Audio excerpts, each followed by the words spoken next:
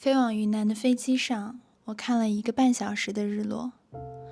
因为起飞时间是晚上7点，从湖北到云南的大半程都是向西飞，于是日落一直停留在窗外。金黄的落日和火烧云持续了1个半小时，让我想起小王子的星球很小，他只需要挪一挪椅子就可以看一次日落。有一天，他看了44次日落。我正嫉妒坐在右边的旅客，日落只有在他们窗外有。后来一位好心的女士接过我的相机，替我拍下了窗外的景色。一位乘务员还告诉我，在飞机飞到漠河市时，他曾经在飞机上见过极光。也许是因为美丽的久久不消退的日落，让陌生人之间也变得亲切了起来。大家好，我是 Snow， 欢迎来到我的茶话会，听我边讲故事边把它画给你看。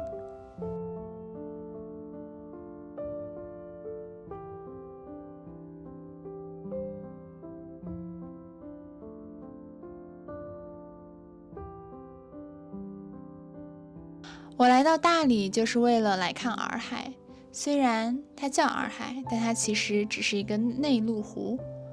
我们订了一家从卧室可以看到洱海的民宿，老板告诉我们租车或者包车游玩最好，因为洱海一圈有140多公里，光开车就需要3-4个小时才能环一圈。如果要游玩所有的景点，最好准备至少9个小时以上的游玩时间。我询问了一位网约车司机，包他的车一天需要多少钱，他含蓄地跟我说大概要400-500。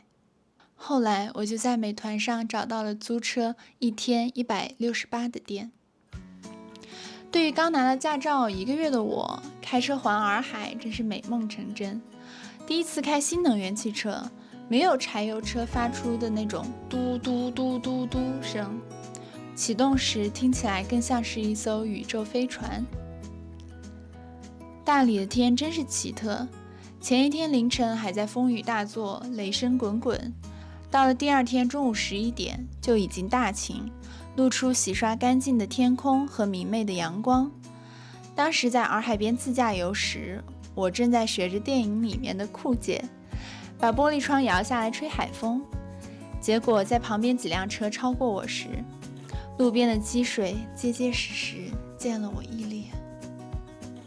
洱海边有很多适合打卡拍照的景点，沿路可见旅拍摄影工作室，可以租民族服装，也可以造型拍照一套搞定。只是夏末的时候去，没有海鸥，也很难看见日出。但洱海还是美的。我最喜欢的风景是位于北部的村落前，大山脚下有一排排白色的民居，平板桥蜿蜒穿过湖面，这也正是激发我绘画灵感的时刻。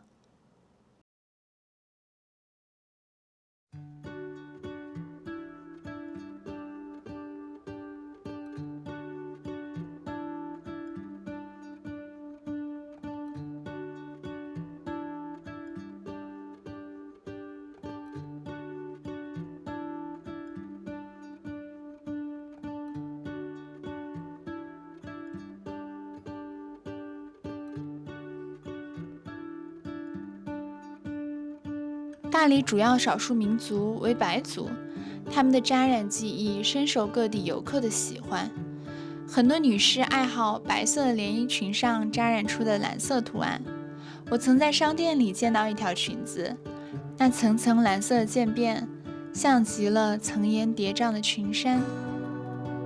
我在美国读大学时期，学生们也爱好扎染，常组织 DIY 扎染 T 恤，还有很多学生会把扎染布挂在他们宿舍的墙上。扎染曾在美国上世纪60-70年代的青年文化运动中发挥过重要的社会影响，代表的是当地人反抗暴力、歧视还有资本主义的思想。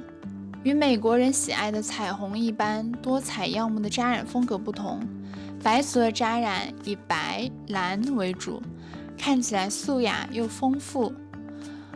图案都来源于大理的山川风物作为创作题材，比如苍山海云、洱海波浪，或花鸟鱼虫，或神话传说。用的最多的染料是苍山上生长的自然植物，比如板蓝根。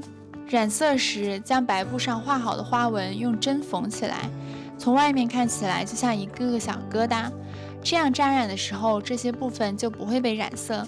等染完后打开图案，变成了蓝底白花。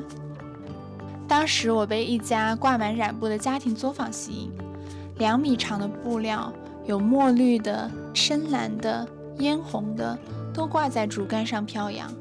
我最后选中的是一条蓝色的长围巾，上面有花朵簇拥孔雀的图案。当我把它带回家之后，我依然将它挂在衣柜外面。我最喜欢的就是我当时刚见到它时，它在风中飘扬的样子。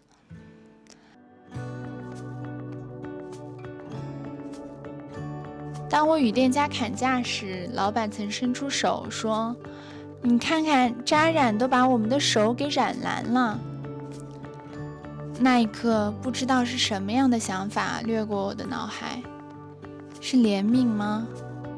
是钦佩吗？最后我想，是又一次的在我脑中印证了这块扎染布料的价值。它既是白族人民精湛技艺的成果，也是承载他们文化、历史、信仰的信物。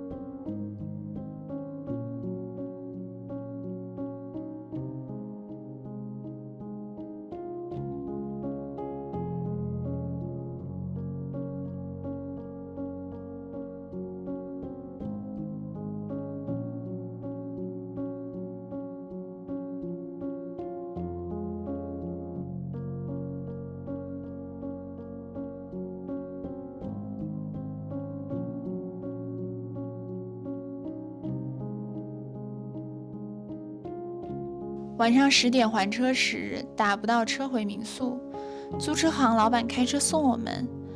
我问起了他小时候的洱海和大理是什么样的，他说那时并没有如今的环洱海公路，如今随处可见的民宿、酒店、咖啡馆都是后来旅游业兴起后建的，都是外地人投资。在全球变暖之前，洱海西边有19座山峰、18支山泉水，山顶常年积雪，雪水就会流进洱海。可现在积雪到了5月份就会融化，山泉也干涸，没有新的水源流入洱海，洱海就慢慢被污染。曾经的洱海十分清澈，可以看到水深7、8米处的海藻花。孩子们常跳进洱海里玩，可现在已经不适合下水了。当时其实我很想问他，那你是喜欢小时候的洱海，自然风景更优美，还是喜欢现在经济更发达？我没有问，昨日已不可追，我们能珍惜的只有今天。